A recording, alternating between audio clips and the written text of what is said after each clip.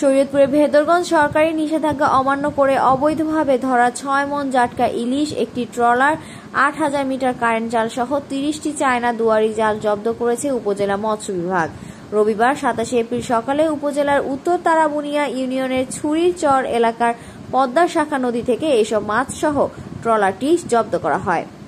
উপজেলা মৎস্য কর্মকর্তা জানান, চাঁদপুর থেকে ভেদরগঞ্জের উদ্দেশ্যে জাটকা পরিবহন করা হচ্ছে এমন সংবাদের ভিত্তিতে শনিবার রাত ৪টা থেকে নদীতে অভিযান চালায় মৎস্য বিভাগ।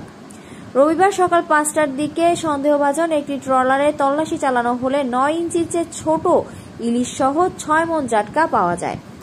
মৎস্য বিভাগের ধারণা, এসব জাটকা ভেদরগঞ্জে বিভিন্ন বাজারে বিক্রির উদ্দেশ্যে আনা হচ্ছিল। পরে উপজেলার সিনিয়র মৎস্য কর্মকর্তা আব্দুল্লাহ আল ইমরান জব্দ করা মাছগুলো স্থানীয় এতিমখানা ও দুস্থদের মধ্যে বিতরণ করে এবং জালগুলো আগুনে পুড়িয়ে ধ্বংস করেন।